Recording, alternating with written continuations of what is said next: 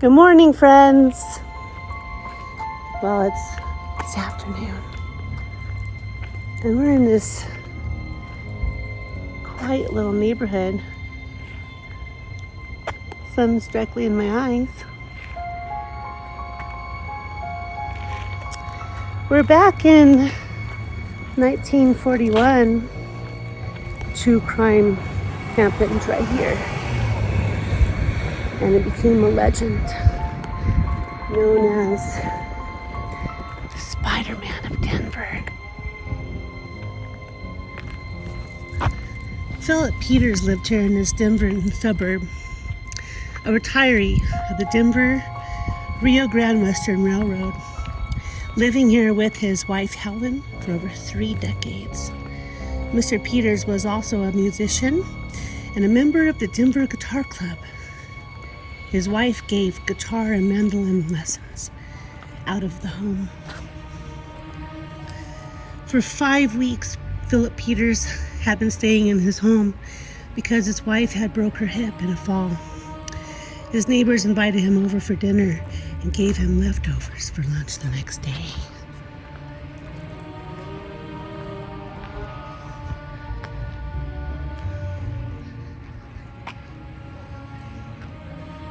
On the night of October 17th, 1941, Mr. Peters found a tall, gaunt, disheveled man raiding his icebox.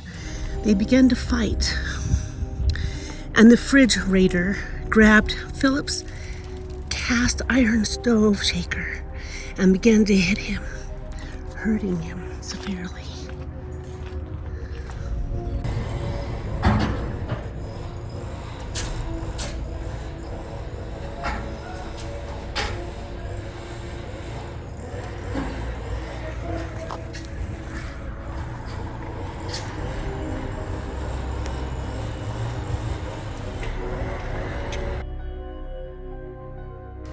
The perpetrator fled the scene, whereas soon after, Philip was found by his neighbors without breath.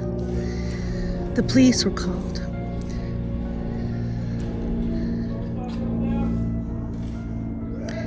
They searched the house, but nothing was found.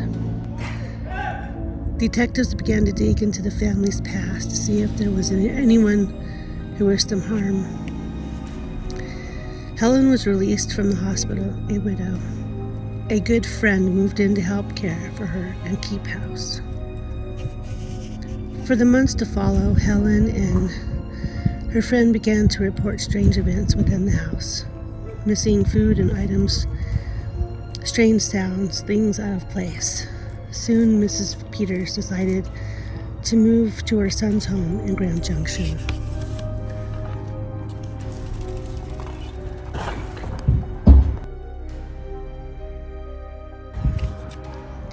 The house stood vacant, and strange events continued in the house.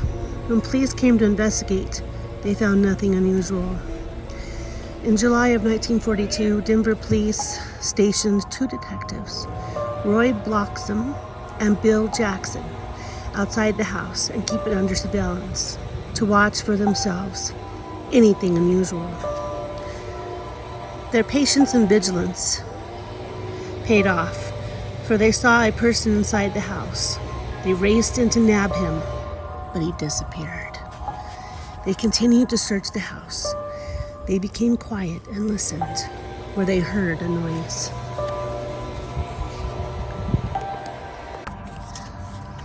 They opened a closet door as a pair of legs disappeared into a small opening into the attic. They grabbed their wiggly, kicking legs and pulled him kicking and screaming to the ground. The suspect was arrested and taken downtown, where he confessed and told the story of his crime.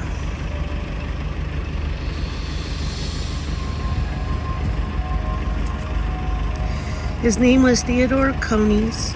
He was born in Illinois in the 1880s and came here to Denver in the 1910s. As a child, he had very poor health. He was starving during the Great Depression and unable to keep a job, often homeless on the storeways and alleys of Denver.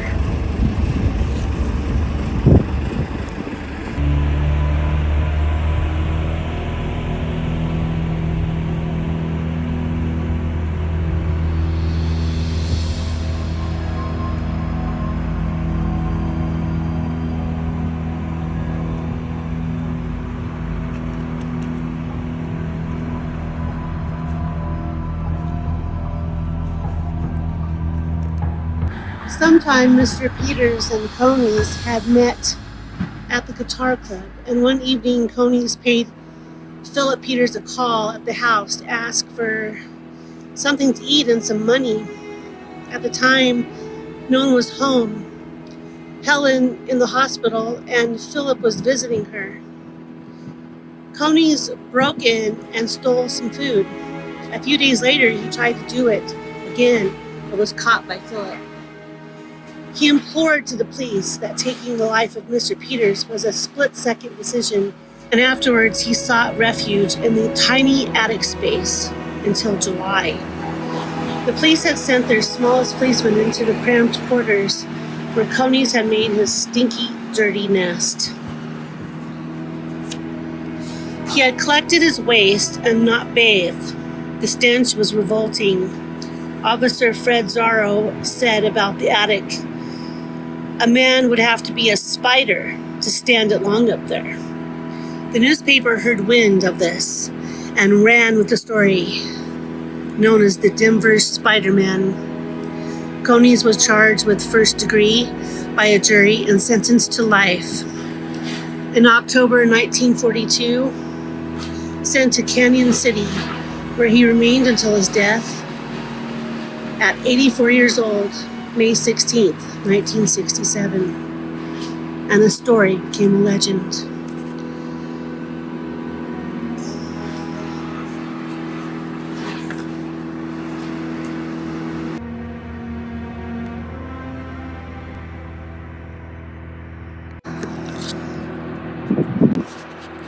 The newspaper article states that it was a death battle over stealing a roast out of the icebox, which started at the icebox and ending in the bedroom.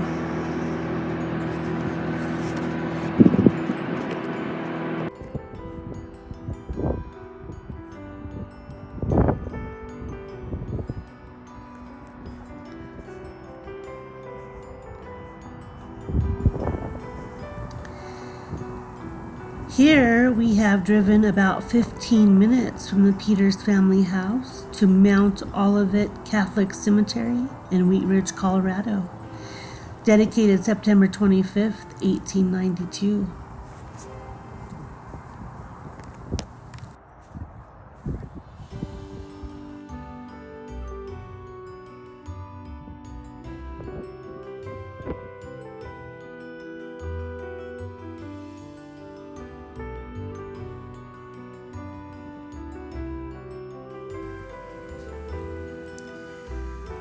A very cold winter storm is coming,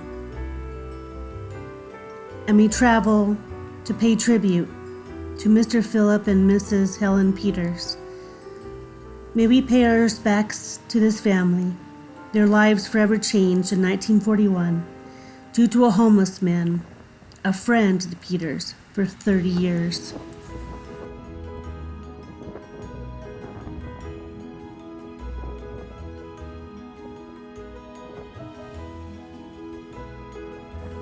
This friend had attended the guitar lessons at the Peters home, knowing their lives and schedule. Philip caught Conies in his home, stealing a roast out of the icebox. He hadn't recognized his friend because he had changed drastically from being a homeless vagabond.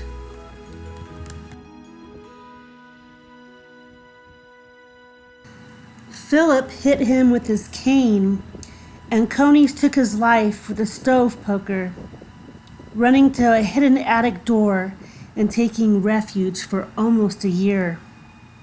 What a historic tale, disheartening and terrifying, from Mrs. Helen Peters.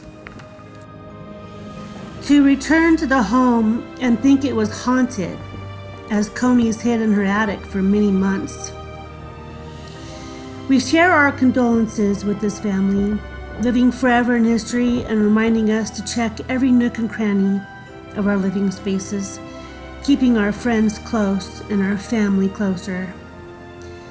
Until next time, please enjoy a few more minutes of the beauty of this peaceful place.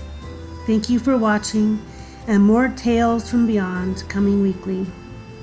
Blessings and peace, love and light to the Peters family, all the souls resting here, and you and yours.